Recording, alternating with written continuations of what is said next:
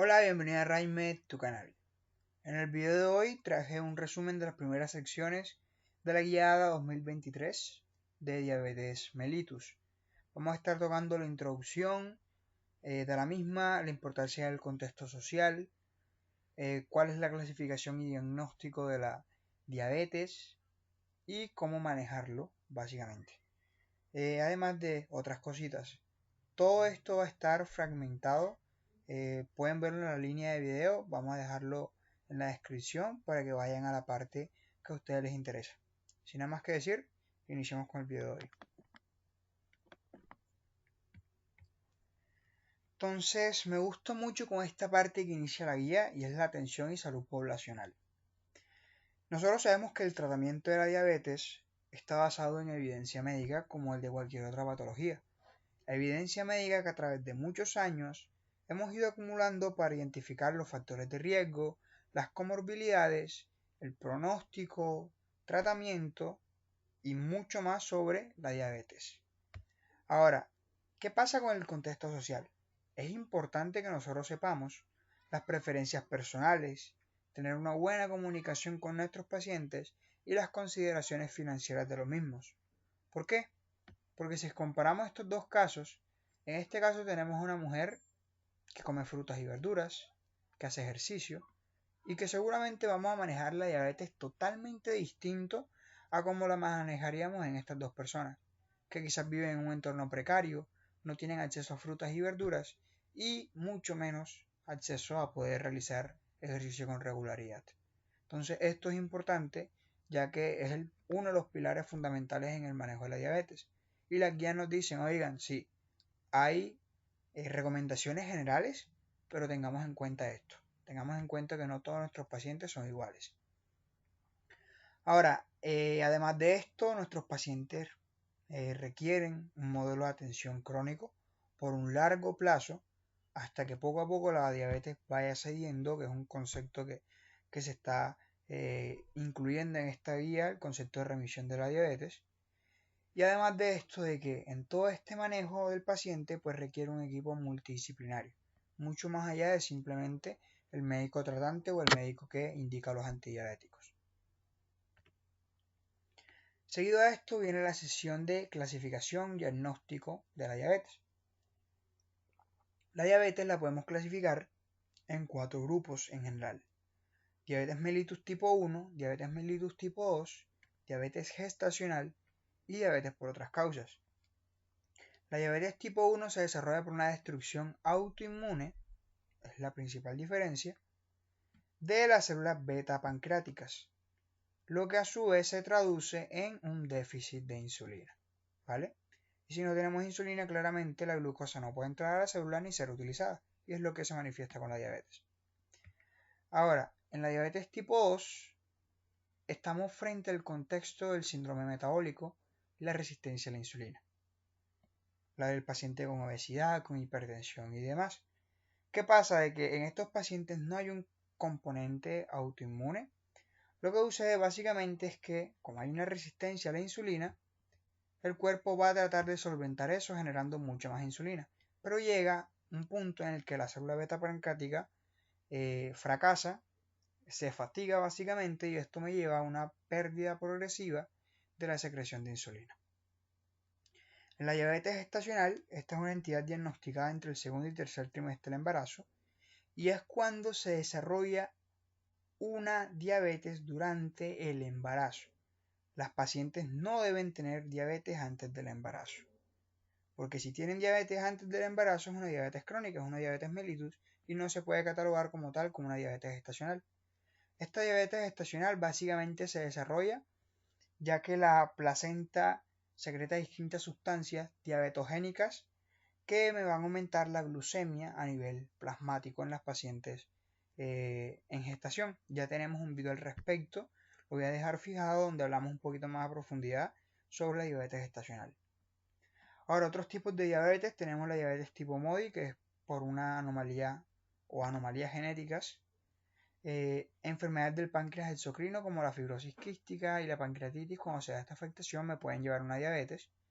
y algunos fármacos como los glucocorticoides y también el tratamiento del VIH predispone al paciente a sufrir de diabetes. Ahora, en cada una de las secciones saqué algunos puntos que considero relevantes y que debemos tener en cuenta. En este en especial debemos tener claro de que la diabetes mellitus tipo 1 y tipo 2 puede afectar a cualquier individuo, sin importar la edad. Debemos ir desnudando de nuestras mentes el concepto de que la diabetes tipo 1 simplemente afecta a los jóvenes y la diabetes tipo 2 a los adultos. Esto es falso. Puede una persona tener una diabetes tipo 1 que nunca fue diagnosticado, llegar hasta la adultez y diagnosticarse de forma tardía. O inclusive, con el aumento de la obesidad infantil, pueden presentarse casos de diabetes tipo 2 en niños. Entonces siempre tener en cuenta esto. Otro punto es que la presentación clínica y la progresión de estas entidades es bastante variable, sobre todo en la diabetes tipo 1, en donde muchas veces el paciente debuta con una complicación aguda como una cetoacidosis, un estado hiperosmolar, sobre todo la cetoacidosis, y antes de eso nunca había tenido alguna sintomatología. Ahora, para diferenciar un poco esto, la guía nos dice, sospeche de diabetes tipo 1 en los siguientes casos.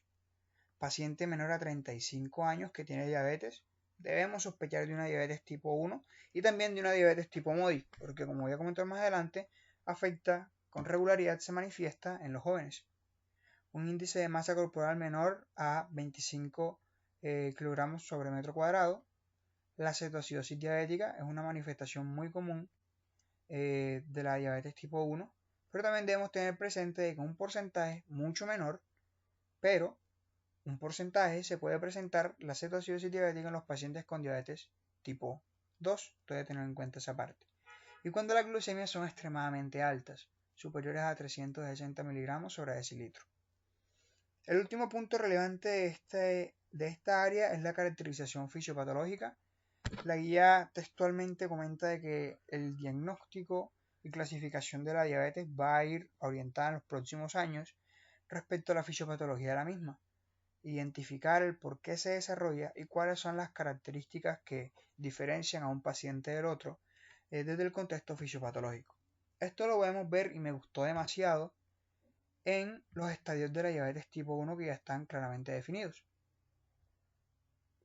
en donde tenemos 3 estadios y en cada uno de estos estadios nos comparan las características evaluando autoinmunidad, la glucemia y los síntomas y además los criterios diagnósticos que podríamos utilizar para llegar al diagnóstico.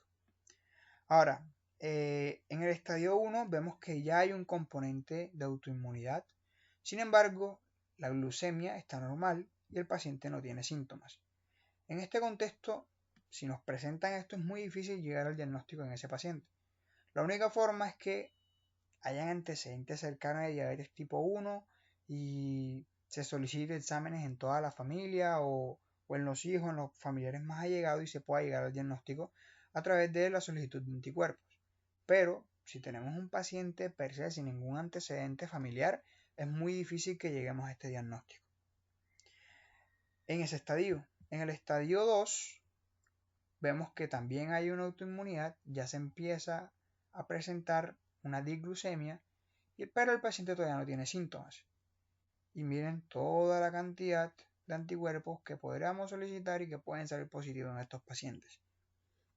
¿Dónde está el problema? De que muchas veces pasa el estadio 1, pasa el estadio 2 y el paciente llega al estadio 3 sin tener un diagnóstico de diabetes tipo 1, en donde claramente hay un componente autoinmunitario, ya hay una hiperglucemia, hay síntomas, pero al momento de realizar la medición de los anticuerpos, estos pueden salir ausentes, por el largo tiempo que ya tuvo el paciente en las distintas fases. A estos pacientes se les termina haciendo el diagnóstico básicamente con los criterios estándar que ya manejamos de diabetes que próximamente vamos a ver. Ahora el screening, ¿cuándo hacer el tamizaje en los pacientes o bueno, en las personas para identificar los casos de diabetes, prediabetes y cuáles tienen los factores de riesgo para los mismos? Punto relevante aquí, la edad 35 años, como ya he comentado, es una edad, podríamos decirlo que de corte, para pensar diabetes tipo 1 en diabetes tipo 2. Sin embargo, recalcar, no es definitiva, porque puede presentarse en cualquier edad, cualquiera de los dos tipos de diabetes. Ahora, en el screening quiero centrarme en lo más relevante que nosotros debemos pensar y tener en mente. Y es que el primer criterio es el índice de masa corporal. Mayor o igual a 25 kilogramos por metro cuadrado. En Asia se utiliza un valor un poco menor, 23 kilogramos por metro cuadrado. Y uno de los siguientes, ya empezamos a ver cuáles son los siguientes criterios. Familiares de primer grado con diabetes, ¿ok? Razas o etnias que tengan alto riesgo, y aquí estamos nosotros los latinos. Entonces, no llevamos ni la mitad de la tabla, y ya debemos tener claro algo, y es que todo paciente con sobrepeso y obesidad en Latinoamérica debe hacerse el screening para diabetes mellitus, porque el simple hecho de ser latino es un factor de riesgo bastante importante, ya los estudios lo han identificado. Siguiendo con enfermedades cardiovasculares, que tenga hipertensión, que tenga dislipidemias, marcado por un HDL bajo, triglicéridos elevados, que tenga un síndrome de ovarios poliquísticos en mujeres, inactividad física, el sedentarismo es extremadamente importante porque predispone a la parte de obesidad y el sobrepeso. Condiciones que se encuentran asociadas a resistencias a la insulina, como una obesidad severa o pacientes que tengan acantosis nigricans. Pacientes con prediabetes hay que estarlos monitoreando porque en cualquier momento la prediabetes es un estadio que me puede llevar a una diabetes si no se maneja de forma oportuna. Pacientes que tengan o hayan tenido episodios de diabetes gestacional, sobre todo en los 3 últimos años. Y de aquí me quiero centrar también en pacientes con VIH, porque como comenté en la parte de la clasificación, el VIH, los medicamentos que damos para el mismo me predisponen a tener diabetes. Esta es una gráfica que encontré, imagino que lo utilizan en Estados Unidos los americanos para identificar un poco el riesgo de tener diabetes. Nunca la he visto, por lo menos en Colombia. Sin embargo, me pareció interesante traerla para revisarlo un poco. Básicamente a través de preguntas se llega a un puntaje que me dice si el paciente tiene o no tiene un alto riesgo de tener diabetes. Las preguntas son, por ejemplo, la edad, si es hombre o mujer, si es mujer, si ha tenido diabetes gestacional en embarazos anteriores, si tienen antecedentes familiares, madre, padre, hermano, hermana con diabetes, presión arterial, etcétera, y pues da un puntaje. Recalco, no lo he visto por acá que lo utilizamos mucho. Ahora, ¿cómo realizamos el diagnóstico? Para el diagnóstico de diabetes tenemos 4 criterios bien establecidos que no han cambiado. La glucemia en ayunas, la prueba de tolerancia oral a la glucosa, la hemoglobina glicosilada y un paciente que tiene síntomas de hiperglucemia, que son las 4P, polidixia, poliuria, polifagia y pérdida de peso, asociado a una glucemia al azar en 200 miligramos sobre decilitro. De entrada decir, la única ocasión cuando yo puedo realizar el diagnóstico de diabetes con una sola prueba es esta, cuando el paciente tenga síntomas de hiperglucemia y una hiperglucemia marcada mayor o igual a 200. Mientras que el paciente no tenga esto, sí o sí yo debo basarme en los otros 3 criterios, que son los siguientes. Una glucosa en ayuna mayor o igual a 126 miligramos sobre decilitro, teniendo en cuenta que el paciente no haya consumido alimento alguno en las últimas 8 horas. La prueba de tolerancia oral a la glucosa con 75 gramos de glucosa, importante esto, debe realizarse con 75 gramos sí o sí. Cuando está mayor o igual a 200 miligramos sobre decilitro nos hace el diagnóstico, o bueno, nos suma un punto para realizar el diagnóstico, y la hemoglobina glicosilada mayor o igual a 6.5, teniendo en cuenta de que no debe realizarse en cualquier laboratorio, debe ser un laboratorio que tenga autorización por la CDC y por las organizaciones nacionales e internacionales que evalúan la parte de la diabetes, ya que si se realiza en cualquier otro laboratorio que no tenga dicha certificación, aumenta la probabilidad de tener falsos positivos o falsos negativos. Ahora, puntos relevantes en el contexto del diagnóstico. Podemos tener una concordancia imperfecta. ¿Y qué significa esto? De que yo puedo tener una prueba de tolerancia a la glucosa positiva y una hemoglobina glicosilada negativa. Es decir, los pacientes nunca o muy pocas veces van a tener las 3 pruebas positivas, o por lo menos 2 de ellas de entrada, ¿vale?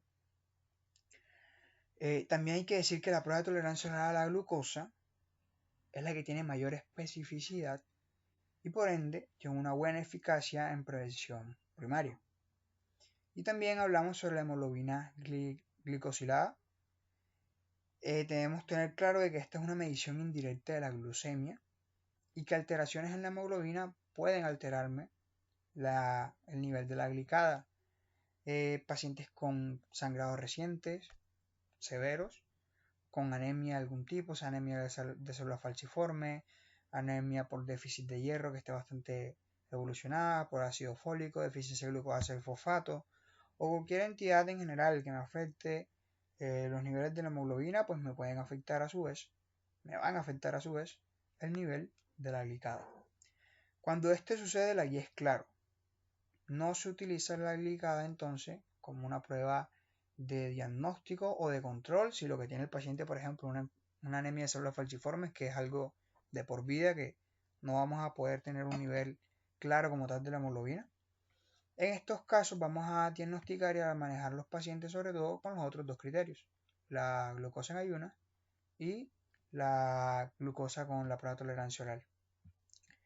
Un punto que me pareció bastante interesante es que en una sección de la guía comentaban que el porcentaje de 6.5 solamente es el diagnóstico del 30% de los pacientes. Se nos escapan muchos pacientes sin realizar el diagnóstico. Y me puse a pensar el por qué y por qué seguimos utilizando ese punto de corte entonces. Y sí, de hecho, más adelante, cuando hablamos de los objetivos glucémicos, vemos que pacientes ya con un valor desde 6, esto es aproximadamente como si el paciente tuviera una glucosa sanguínea de 126, es decir, estaría dentro del criterio diagnóstico de diabetes.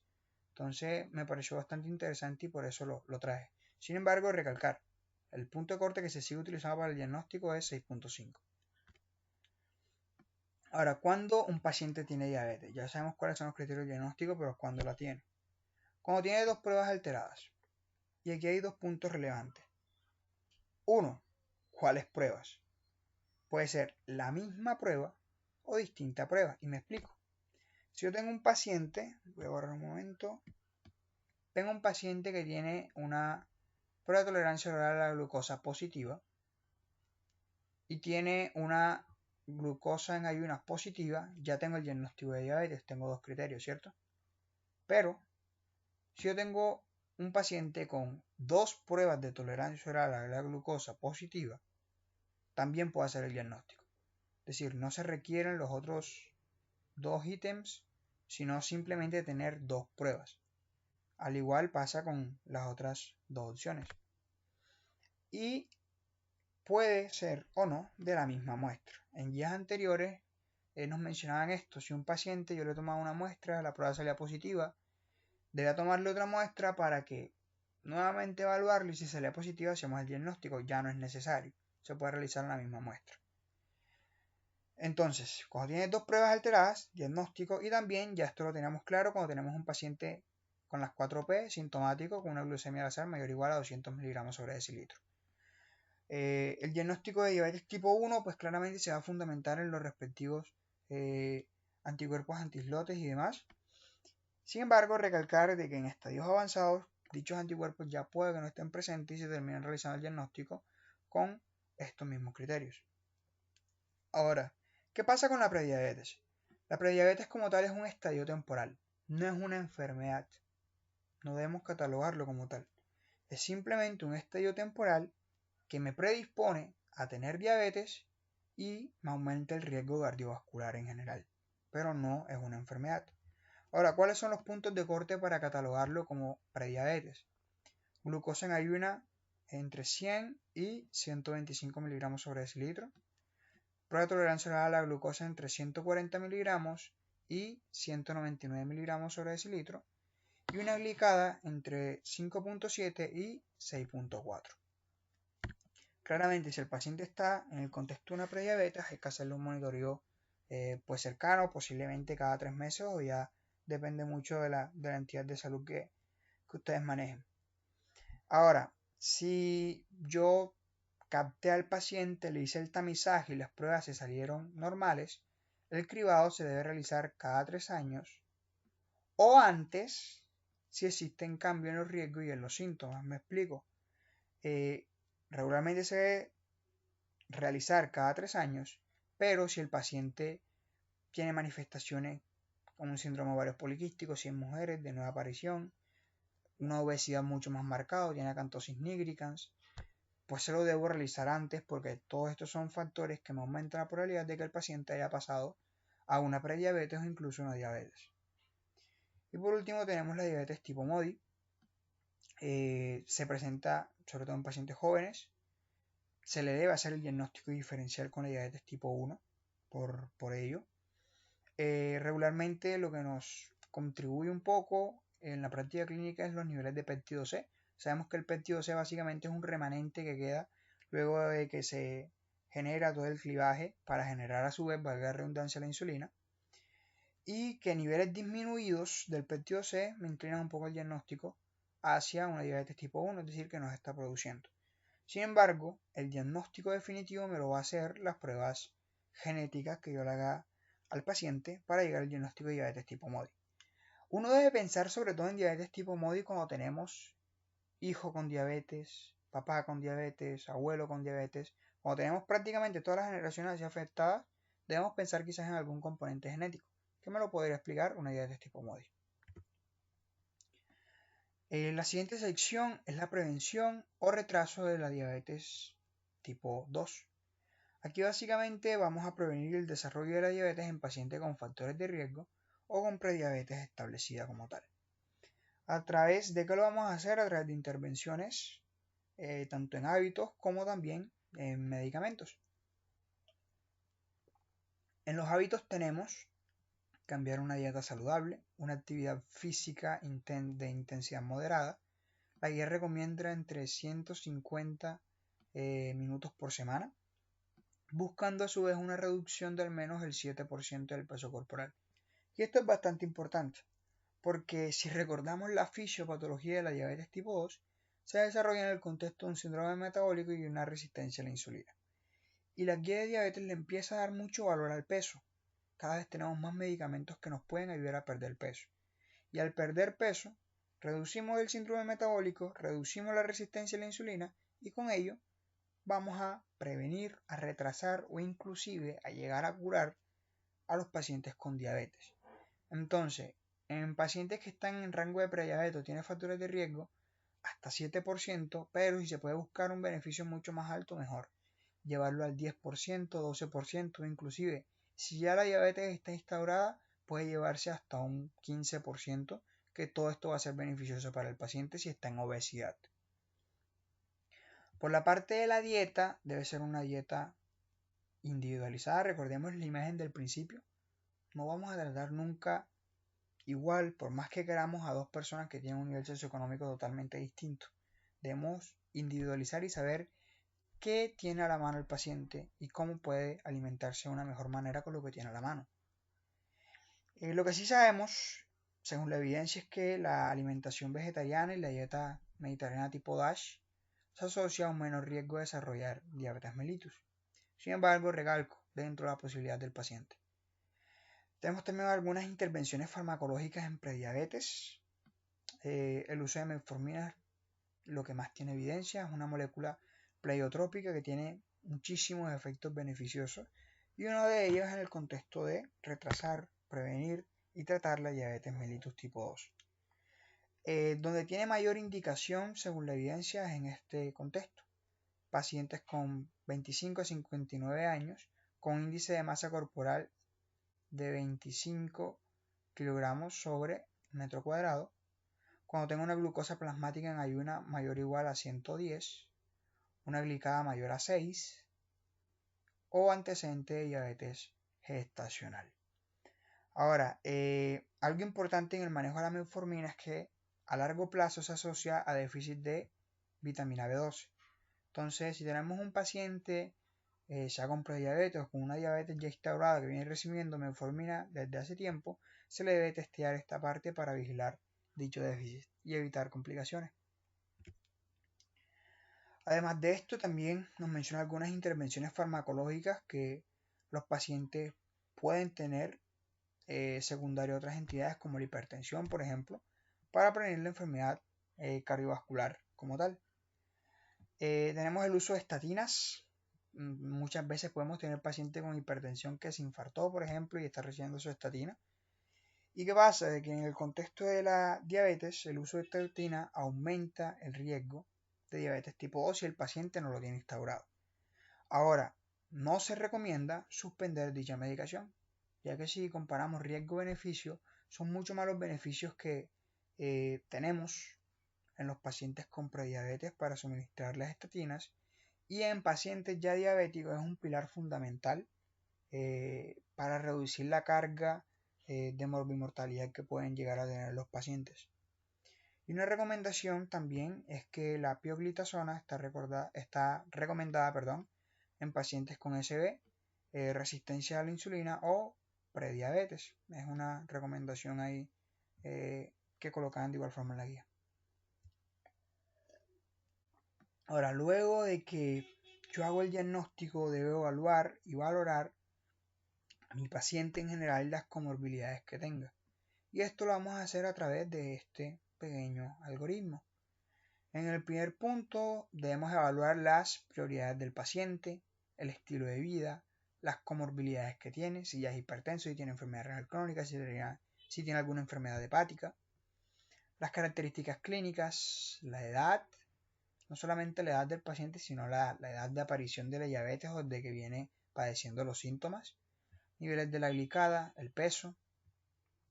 Importante, la salud mental del paciente, si el paciente está motivado, tiene depresión o tiene alguna alteración cognitiva, ya que todo esto va a terminar repercutiendo negativa o positivamente en el abordaje y manejo de la diabetes y otros determinantes de la salud en general.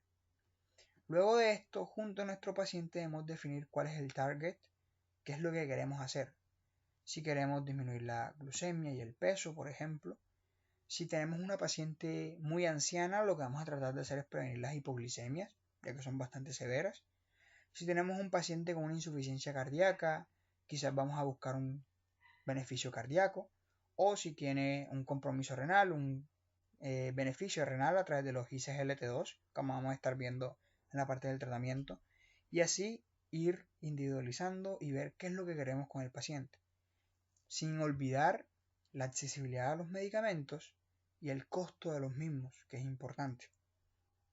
Seguido a esto vamos a instaurar un plan.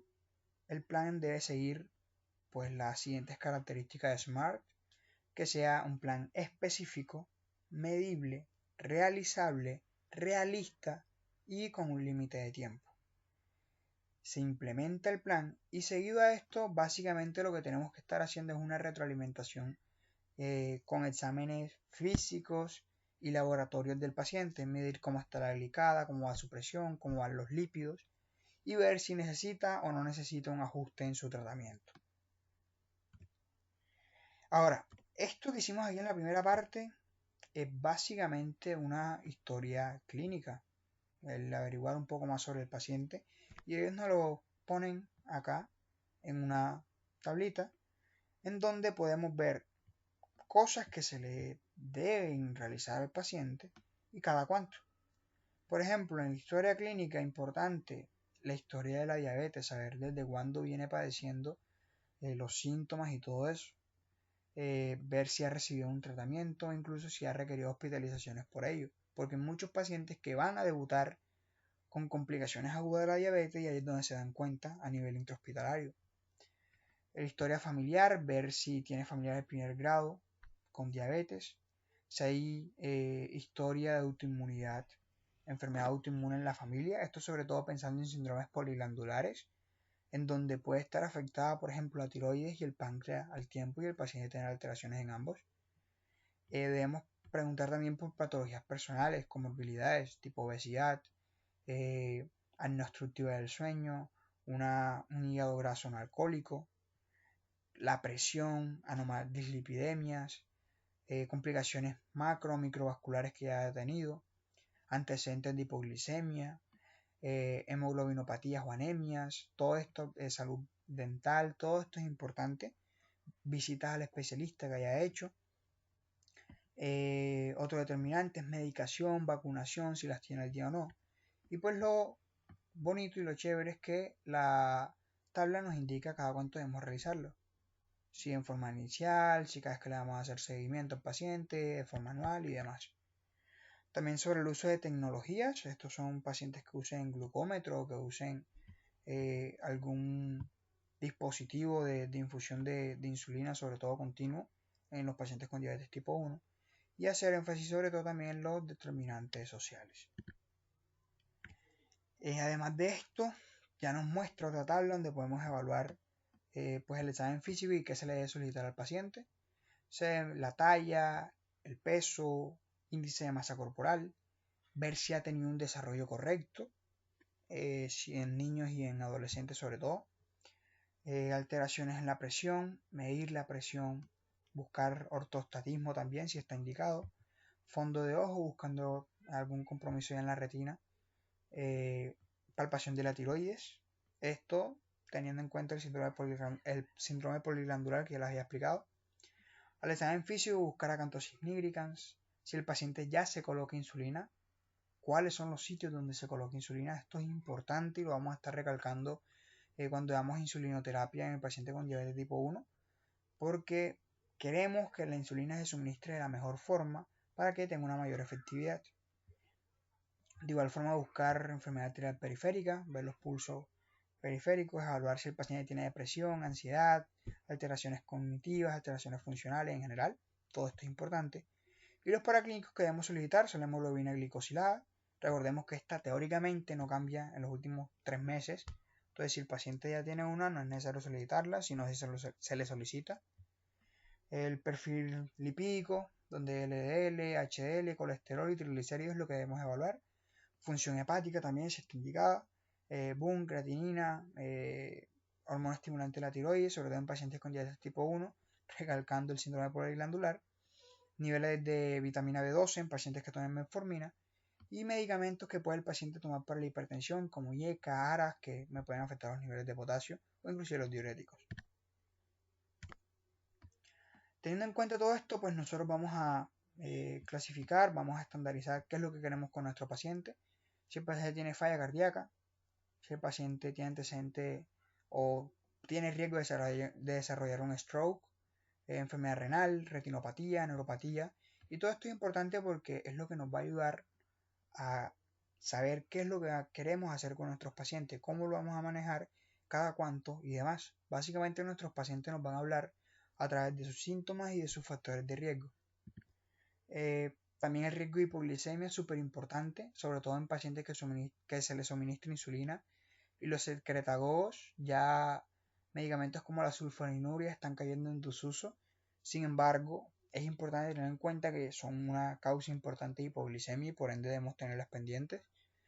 Pacientes con alteraciones función renal y función hepática, que tengan una diabetes de larga duración, que sean pacientes frágiles, ancianos, todo esto es importante.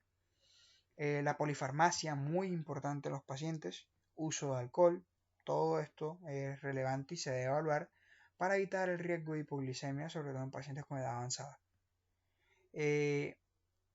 Referirlo al paciente claramente a un oftalmólogo cuando el paciente siempre debe pasar por un oftalmólogo para revisar la retinopatía.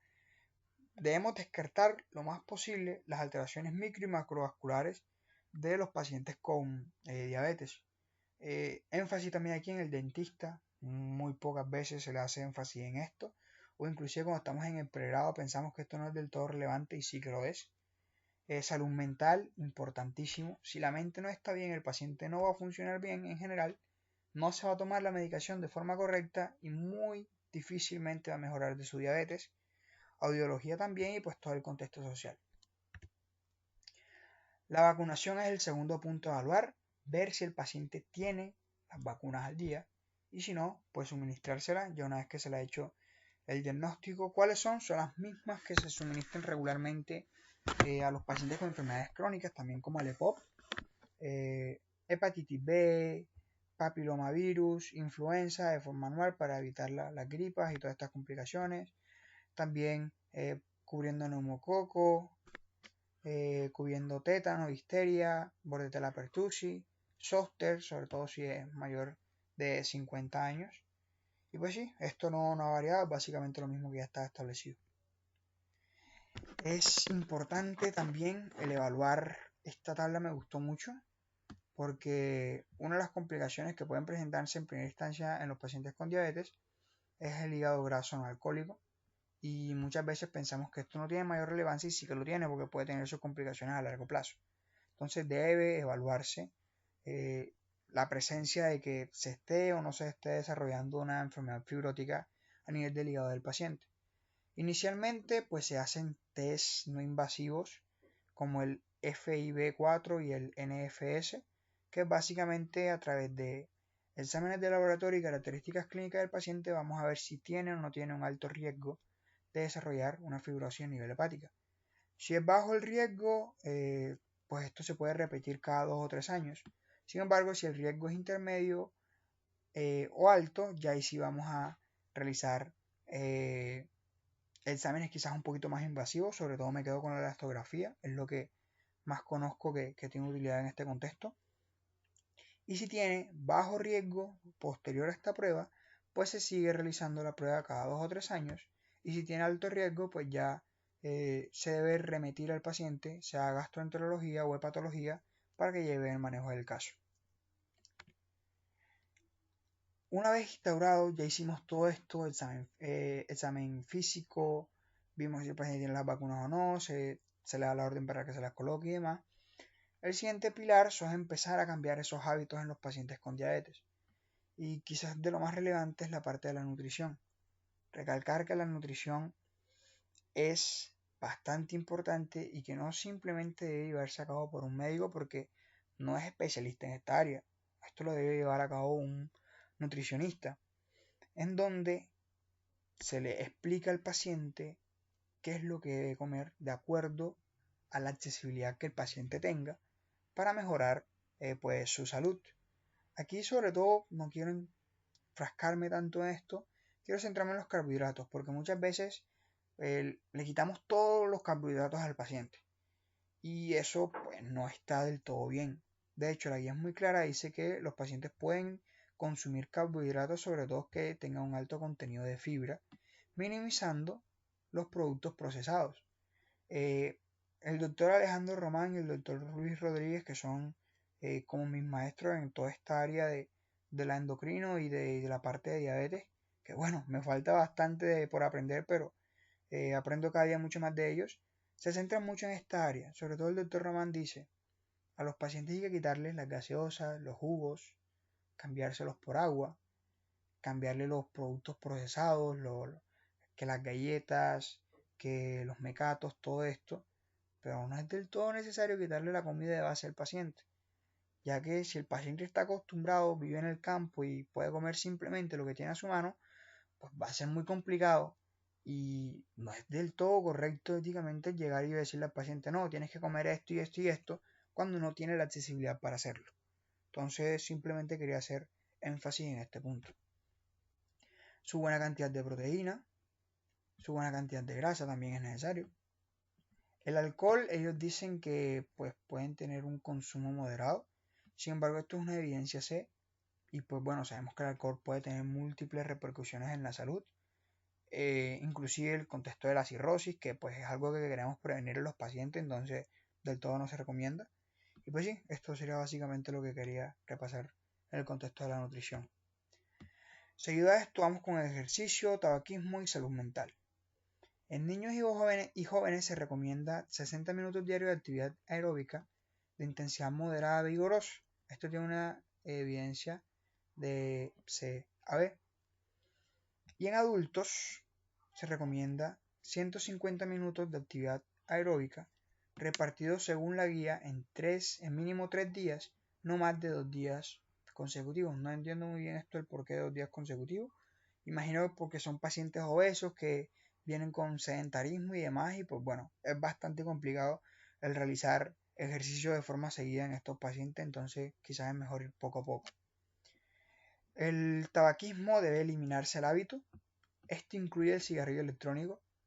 No entiendo, ya la guía de Pop también nos mencionó esta parte. El cigarrillo electrónico no tiene ninguna evidencia que contribuya a eliminar el hábito del tabaquismo y por el contrario, las sustancias que se encuentran en el cigarrillo electrónico pueden predisponer a sufrir muchas enfermedades, tanto agudas como crónicas en los pacientes. Entonces, pues no está del todo indicado y no es algo que pues nos vaya a tener un beneficio en este contexto y pues prácticamente en ninguno.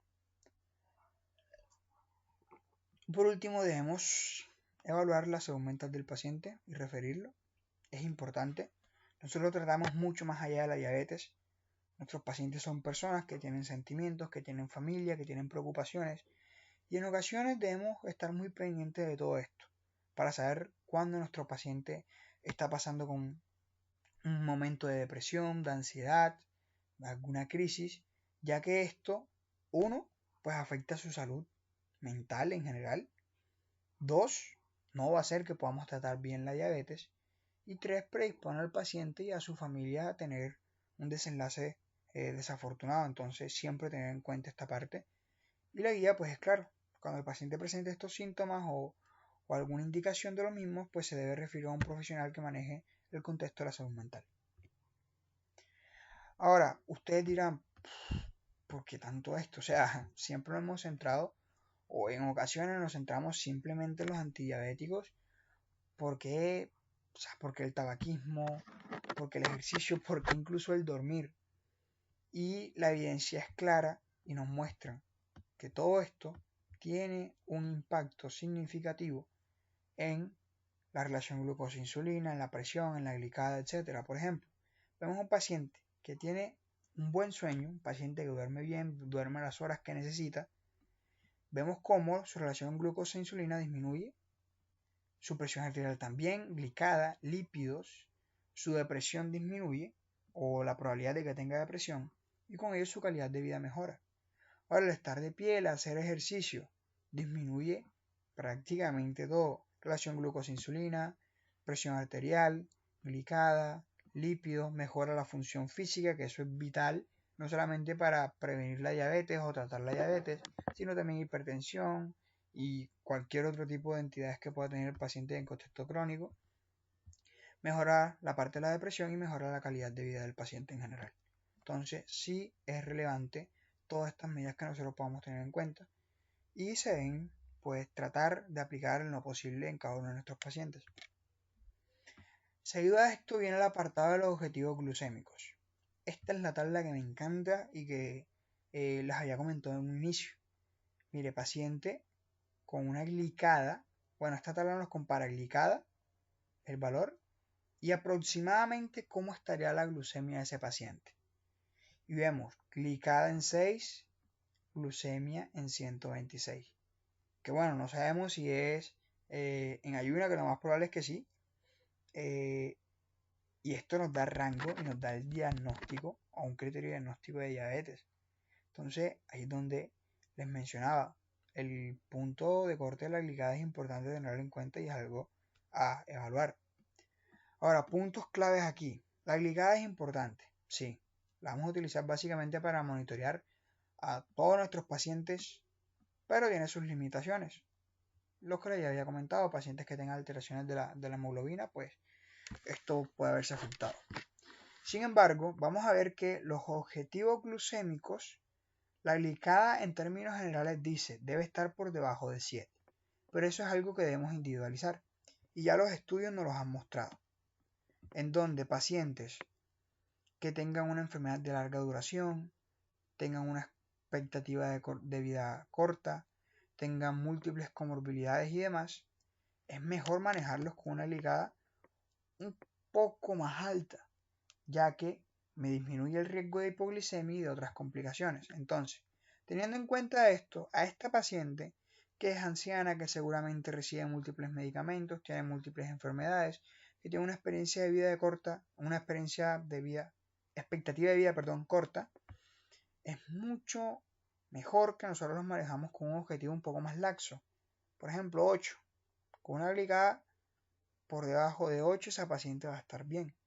Por el contrario, si tenemos este paciente, recién se le diagnosticó la diabetes, tiene 45 años, es obeso, pues si comparamos con esta paciente es totalmente todo lo distinto. Es un paciente que tiene una enfermedad de nuevo inicio. Tiene una larga expectativa de vida si se manejan todas sus patologías. Es muy probable que tenga menos comorbilidades que esta paciente, que tenga ausencia de complicaciones vasculares. Entonces este paciente está en el escenario ideal, ya que al instaurar un tratamiento y al hacer agresivo con él, pues va a tener una expectativa de vida y va a tener una mejoría mucho más significativa. En estos pacientes, ¿qué es mejor? Manejarlos con una glucemia por debajo de 6.5 por lo menos.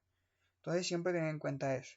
La guía dice 7, pero que hay que individualizar, teniendo en cuenta la edad y todas las comorbilidades y demás de los pacientes. Esto es el monitoreo de la glucemia, también lo mencionan. Básicamente esto es lo que nos traen nuestros pacientes, un monitoreo de glucosa continuo, en donde podemos ver cuál es el promedio, cómo está más o menos el objetivo del paciente, cuál es la variabilidad de la glucosa, si ha tenido, cuánto tiempo ha estado en el rango óptimo, que es lo que esperamos, cuántas hiperglucemias ha hecho, si ha hecho hiperglucemias mucho más significativas o inclusive si ha hecho hipoglucemias leves, moderadas o severas. Todo esto se grafica acá y pues nosotros debemos realizar una interpretación de lo mismo. Se grafica incluso por días. Ahora los objetivos glucémicos, la glicada 7. Sin embargo, individualizando lo que ya había mencionado, porque queremos reducir la glucemia del paciente, pero no queremos llevarlo a una hipoglicemia ni tenerlo mal. Entonces, tener claro eso. Glucosa plasmática capilar preprandial entre 80 y 130 miligramos sobre decilitro. Y la glucosa capilar, glucosa plasmática capilar postprandial menor a 180 miligramos sobre decilitro. Estos son los objetivos con los que debemos manejar en términos generales a nuestros pacientes.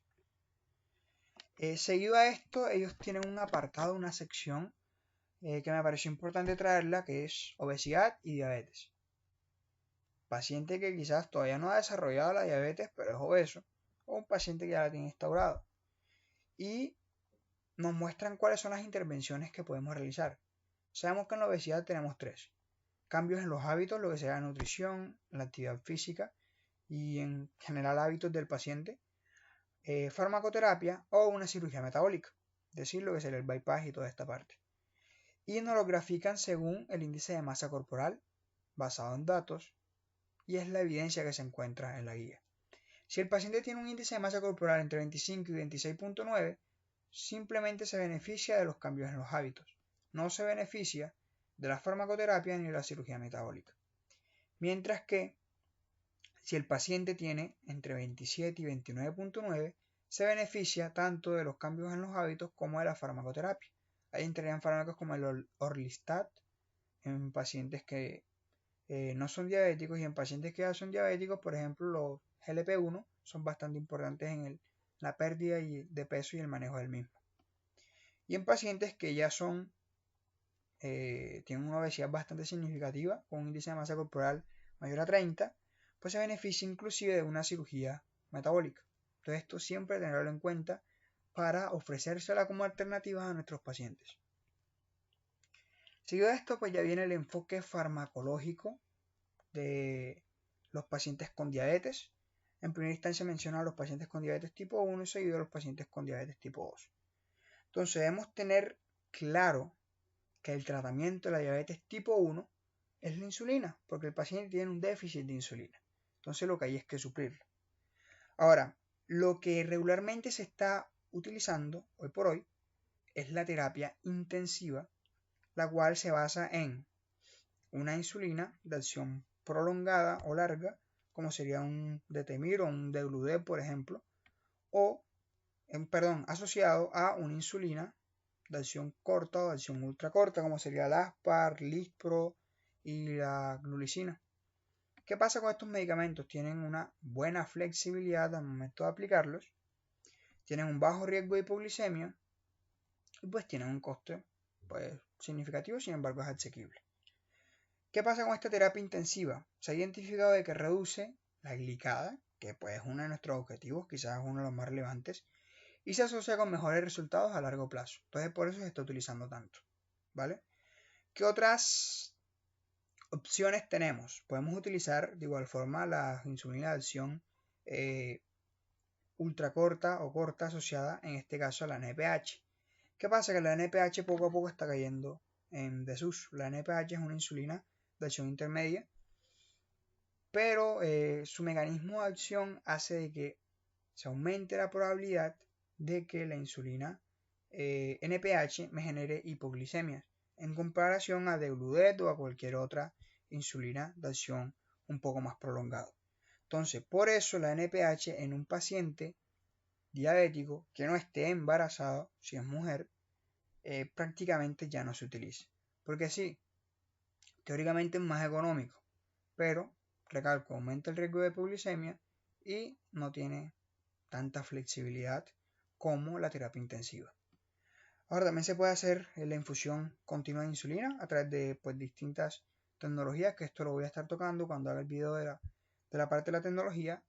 Vemos que esta tiene una mayor flexibilidad, menor riesgo de hipoglicemia, es decir, es casi perfecto. Lo único que no es del todo tan bueno es que pues tienen altos costos, entonces no es asequible para todos los pacientes. Para finalizar con esta parte de insulinas, por lo menos la parte introductoria de la misma, quiero recalcar otro punto clave y es que es importante educar a nuestros pacientes sobre la colocación de la insulina. La insulina se coloca en forma subcutánea, entonces hay que explicarle al paciente la graduación de la jeringa, cuántos grados debe estar para suministrarse de forma subcutánea. Si se suministra de forma subdérmica o intramuscular, la absorción de la insulina va a ser errática. No vamos a tener la carga de insulina que queremos y podemos, por una parte, tener menos insulina o que la absorción de la insulina se prolongue mucho más y sea lesivo para el paciente y me predisponga a una hipoglicemia. Y además de esto también el hecho de rotar los sitios para evitar la lipodistrofia, que pues es una complicación no tan severa, pero que de igual forma me va a afectar si se sigue colocando la insulina en esa área, la absorción de la misma siendo esta errática. Entonces, bueno, esta terapia intensiva, basal, bolo. Tenemos la basal que es de acción prolongada y las bolo que van con los alimentos. Regularmente el basal va a ser, nos dan varios esquemas, puede ser del 40 al 60% y el resto suministrarse 15 minutos antes de la comida. Esa es una ventaja que tiene las insulinas rápidas y ultra rápidas respecto a, por ejemplo, la insulina regular. Las insulinas rápidas y ultra rápidas tienen un mecanismo de acción mucho más rápido, como su nombre lo indica. Entonces yo suministrándolo 15 minutos antes de la comida estoy bien. Me van a controlar el pico hiperglucémico del paciente y luego de que el paciente coma, me baja el pico, prácticamente no hay riesgo, o el riesgo es muy bajito de que se desarrolle una hipoglucemia. Pero la insulina regular, ¿qué pasa? De que esta regularmente se debería suministrar 30 a 45 minutos antes de comer. Su pico de acción es un poco más prolongado. Entonces esto me predispone a llevar al paciente a una hipoglicemia, que es el evento que queremos evitar. De igual forma le dejo el resto de la tablita para que vean otras opciones que tenemos y pues ventajas, desventajas que podemos evaluar y ajustes de la dosis. Ahora, respecto al tratamiento de la diabetes mellitus tipo 2, pues esta gráfica ya más o menos conocíamos el esquema, porque ya nos lo habían presentado en meses anteriores. Ahora, todo inicia con cambios en los hábitos, que el paciente me haga ejercicio y que el paciente tenga cambios en su dieta. Eso es un pilar fundamental. Seguido a esto, yo me voy a hacer preguntas, básicamente. Si mi paciente tiene factores de riesgo o qué es lo que quiero yo tratar en mi paciente. Básicamente estamos haciendo lo que estaba en el círculo del inicio que les había mostrado. Entonces, si mi paciente tiene riesgo o ha tenido antecedentes de infarto de miocardio, de stroke o enfermedad vascular periférica, por ejemplo, o simplemente no los ha tenido pero tiene un alto factor de riesgo para que se desarrollen, la guía es clara, puedo iniciar con GLP-1 o con ICGLT2, cualquiera de los dos. Ahora, si inicio con ICGLT2, por ejemplo, y aún la glicada no está en rango óptimo que yo lo quiero manejar al paciente, pues le puedo agregar un GLP-1. Si el GLP-1 pues tampoco lo logra, pues dicen suministrar otro medicamento, básicamente. Ahora, si el paciente tiene falla cardíaca, aquí nos vamos a inclinar la balanza. Los estudios lo han identificado con mayor efectividad a los ICGLT2. Y si tenemos un paciente con una enfermedad renal crónica, de igual forma, el estudio va a preferir a los ICGLT2, aunque si no logro controlar al paciente le puedo agregar un GLP-1, ¿vale? Ahora, terminamos con esta parte del algoritmo, ¿cierto? Ahora, si el paciente no tiene ningún riesgo cardiovascular, no tiene enfermedad renal crónica, no tiene insuficiencia cardíaca, un paciente que entre comillas podríamos decir que está sano porque no tiene comorbilidades, debemos centrarnos a ver qué queremos impactar en el paciente. Por ejemplo, y esta parte es nueva y es muy importante de la guía, si queremos impactar el peso, porque es lo que había comentado al principio. La diabetes tipo 2 es un síndrome metabólico complicado. Y si yo trato el síndrome metabólico, la obesidad y demás, pues esto va de una u otra forma a ir cediendo. Entonces, yo al paciente le debo educar, sobre todo si quiero impactar en el peso en primera instancia, en los cambios de los hábitos, considerar la cirugía metabólica en dado caso que el paciente lo quiere y que cumpla con el criterio, pero en términos medicamentos, que es lo que queremos, aquí vemos los medicamentos que tienen mayor eficacia. Si quiero bajar mucho peso, la semaglutide y el tirzepatide es lo que más tiene evidencia y es lo que más efectividad ha tenido. Efectividad alta, dulaglutide y liraglutide. Y la efectividad intermedia, otros GLP-1 que no habíamos mencionado, inclusive los ICGLT2 pueden utilizarse. Vemos que los inhibidores de DPP4 o inclusive la metformina que se utilizaban mucho, en estos pacientes si lo enfocamos en el peso, pues no van a tener mucha utilidad. Vemos que en la pérdida de peso tienen un efecto prácticamente neutro. Ahora, si el paciente no tiene nada de lo anterior, pues yo puedo iniciar con metformina, ¿vale? Que es la molécula pues que más utilizamos y una de las que más tenemos estudios, en combinación a cualquier otro medicamento de acuerdo a lo que yo quiera pues evaluar en la persona.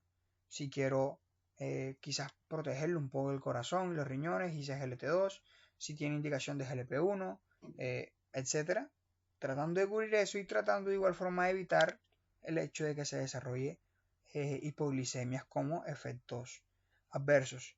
Aquí de igual forma nos dicen que podríamos aprovechar medicamentos que tienen buena efectividad en la disminución glucémica, como sería el dulaglutide, pero sobre todo a dosis altas, semaglutide, tirzepatide, insulina en combinación con GLP-1, esto sobre todo es en pacientes cuando le estoy suministrando medicamento, pero tiene una glicada que no me la controla nada, está por encima de 10, el paciente me está haciendo picos hiperglucémicos de forma exacerbada, entonces ahí tendría un poco de utilidad.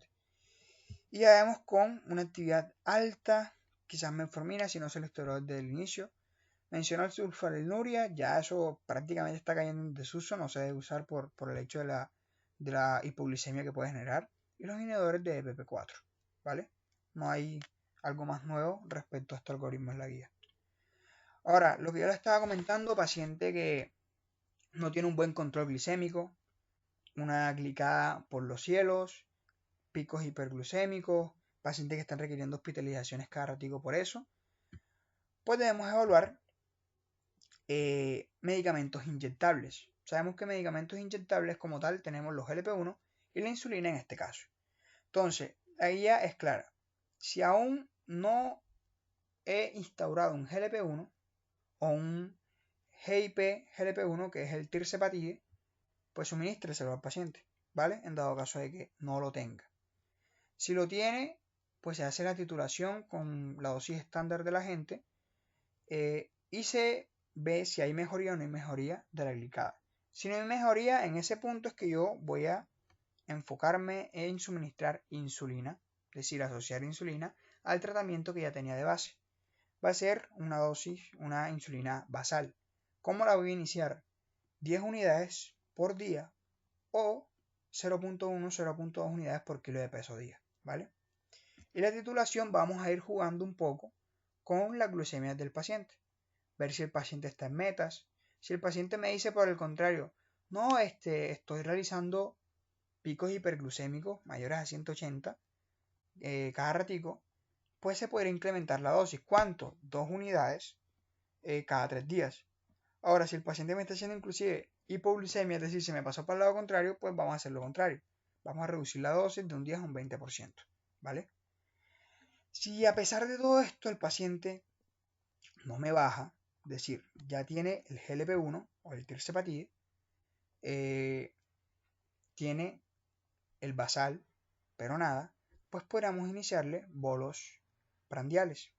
Aquí tenemos la iniciación también, 4 unidades por día o el 10% de la basal. Cuando la glicada esté por debajo de 8, considerar suministrar de esta forma. Y la titulación básicamente es incrementar de 1 a 2 unidades o el 10 al 15% del basal. Prácticamente lo relacionan 3 días a la semana o día por medio, algo por el estilo. De igual forma evaluando el riesgo de hiperglucemia. Ahora, esto lo vamos a ir haciendo. ¿En qué punto vamos a colocar este bolo? En la comida más cargada del paciente. Por ejemplo, el paciente dice que la comida más cargada de él es el almuerzo, se coloca con el almuerzo. Si es la cena, se coloca con la cena. Si el paciente continúa, yo le voy a ir seguir colocando, supongamos almuerzo y cena, si continúa, inclusive desayuno.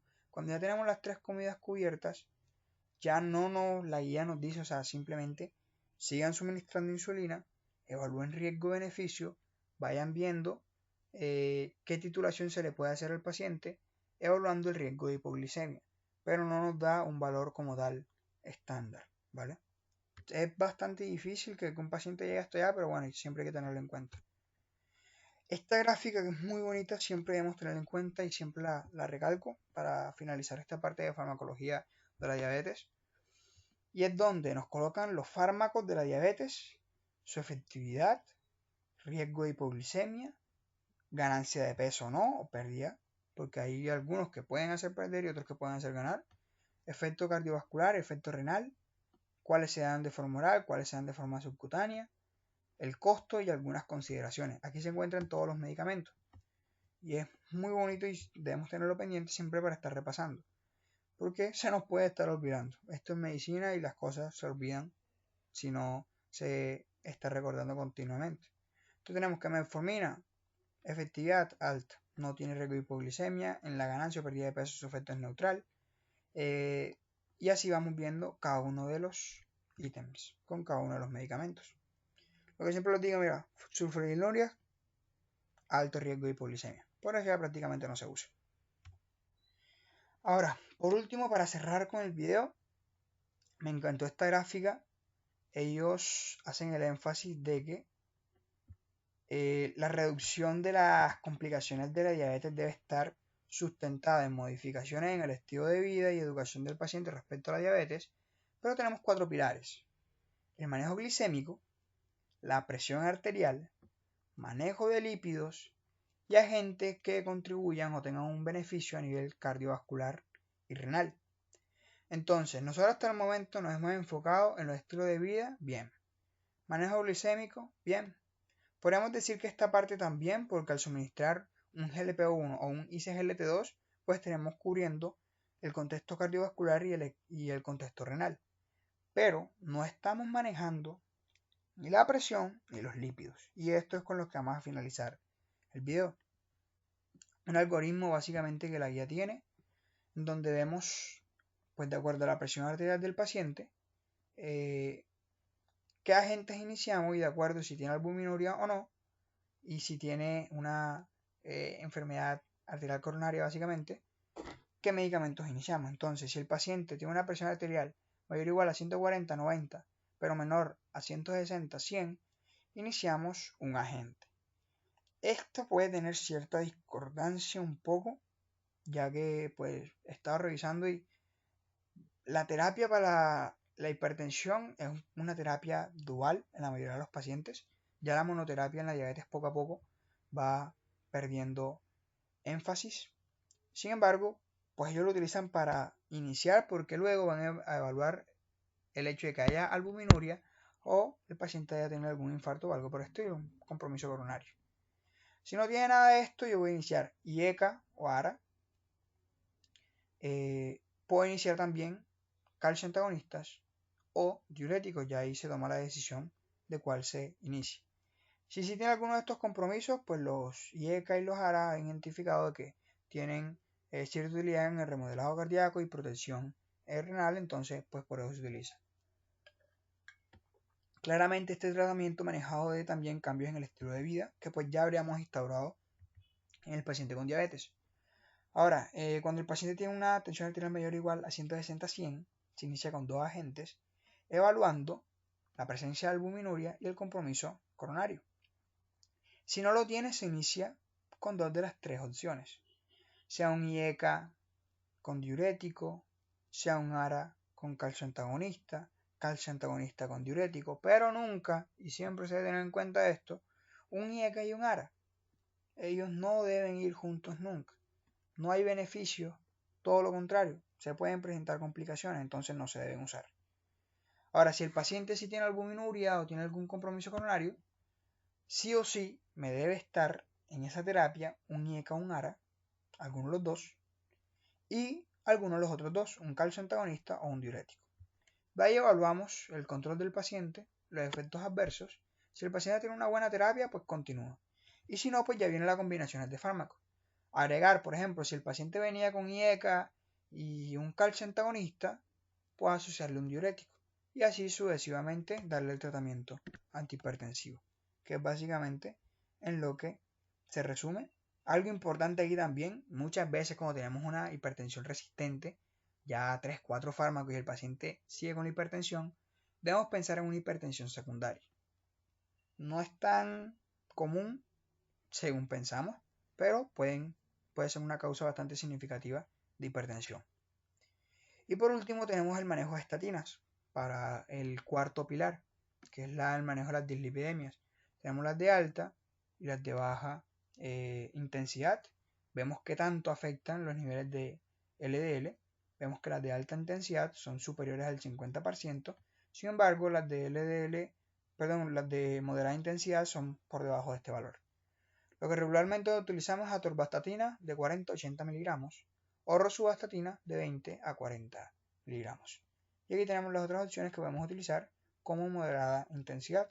Vemos que también está atorva y rosuvastatina, sin embargo, la dosis es distinta a la que manejamos como alta intensidad.